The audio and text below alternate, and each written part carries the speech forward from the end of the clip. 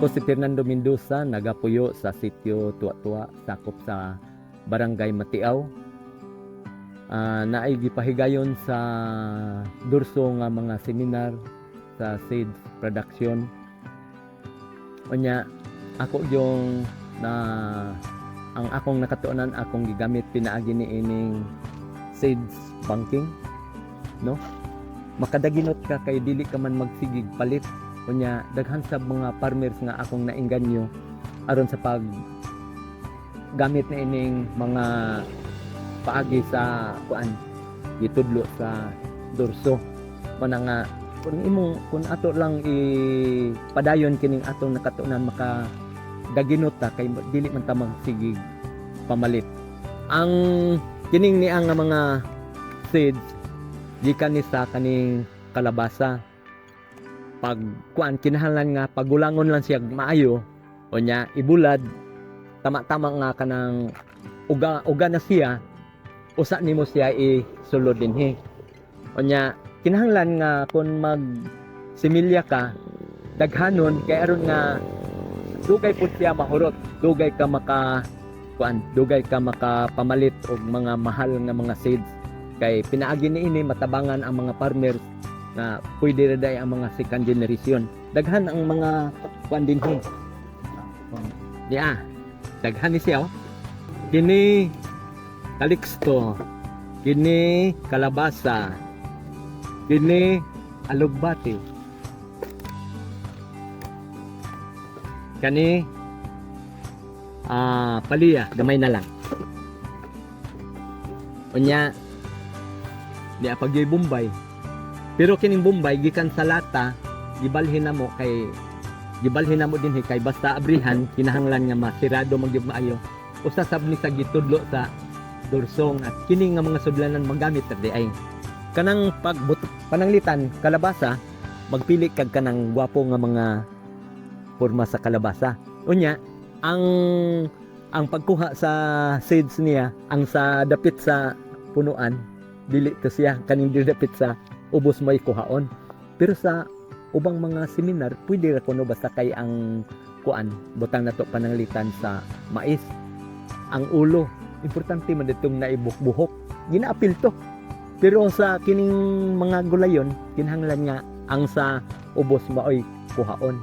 Unya kinahanglan nga pag humagkuha iuga siya maayo usa siya isulod aning mga plastic usa siya isulod. Unya kini ni dugay na ni siya.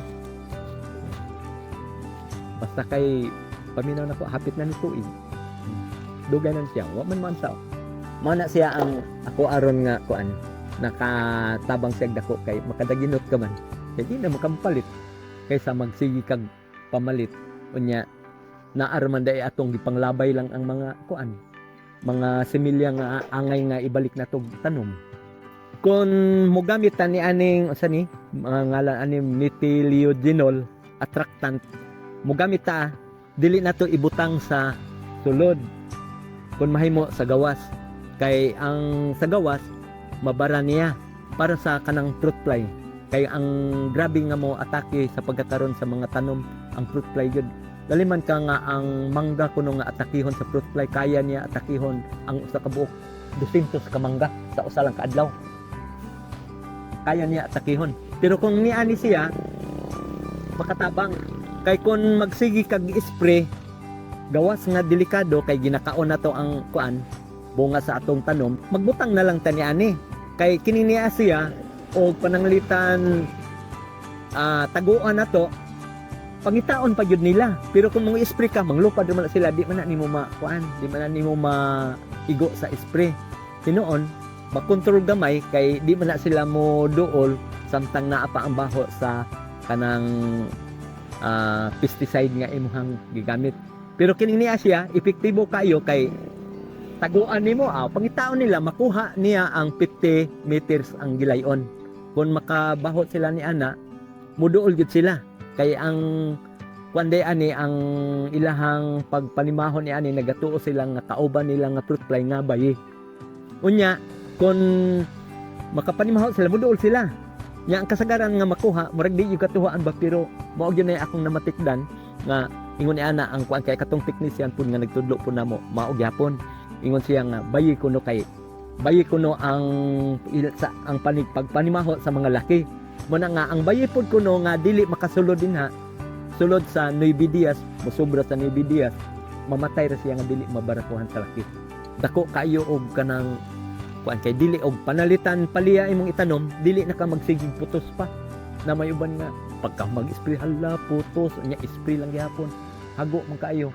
Pero kanang naa kay ngon ani, sayon lang. Ipamutang nimo sa gawas. Muduol ra sila.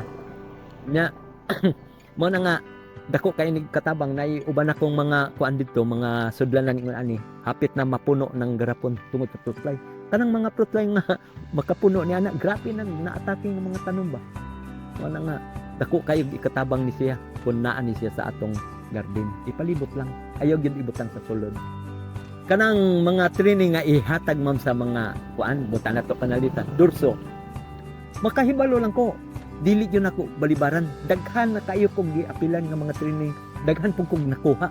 Unya, usa na ko palang usa ka pananglitan di hay higayon nga ansoon seminar 3 ka bulan walay sweldo. Nahimo ganin among lali sa akong asawa kay ilan man ka 3 ka bulan walay sweldo, kaon lang og ang imong naantiguhan kaon og ang imong naantiguhan mao gyud na imuha. Pero karon ako siyang napahinumduman nga nahimo na mo panginabuhi ang mga training o seminar nga gipahigayon para sa mga farmer. Kung dunay mga patawag ng mga training alang ni anang para sa mga farmers, mo apil ko basta makahibalo lang ko, mo apil ko kay daghan ka kayo makuha nga mga pagtulon-an kay naay daghan sa mga farmers karon nga dili mo dawat og mga training tan-awa unsa may kwan kulang silang kahibalo. Unya dili para sa nang makaagi kag training labi na kanang dunay mga kuntis-kuntis dako ka kaayog bintaha kay nakaapil ka god kuan kanang training nakahibalo ka og unsay mga sekreto dili man tanan imong maadapt pero daghan ka kaayog makuha alang sa mga farmers nga makakita ni ini nga video.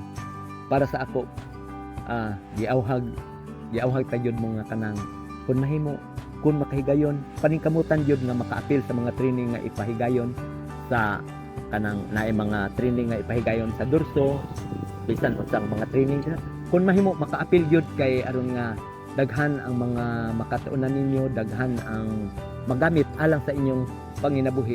Dili lang mo ka matikod nga kana madugay nga inyong naapilan mahimo ninyong panginabuhi. Para sa nako ang mga training nga akong naapilan sa pagkakaroon nahimo na akong panginabuhi nya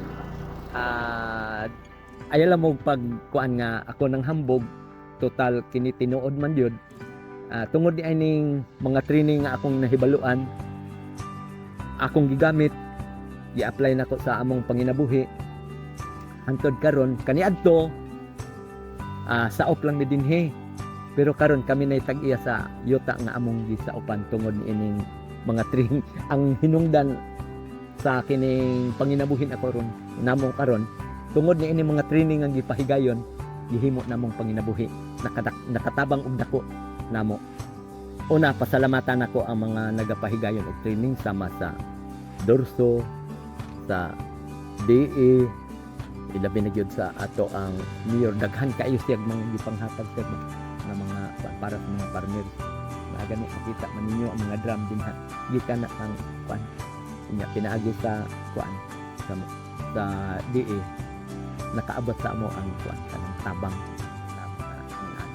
na ay mga similya na ay abono organic ug ang inorganic nya gani karon ang kasagaran akong gigamit kay nagaingon sila nga kung mogamit daw ka og kanang abono nga komersyal madaot daw ang yuta pero ako wala man kay grabe manggod ang organic nga akong gigamit nya gipanghatag na sa mga kuan nya nagtanom mi og okra dito sa tapon tingala ko piniminus na siguro yuta sus pag anak na ron katag-as grabe pagkalabong oy tungod mangod sa organic nga gamit dili jud ay mawala ang organic nga kuan nagapabilin jud hangtod sa hangtod pero kanang inorganic mawala ra jud ay na kay kanon man ang tubig pero ang organic magpabilin karon grabe jud ug makaadto mo dito ana ambot lang kag unsay inyong ika-istorya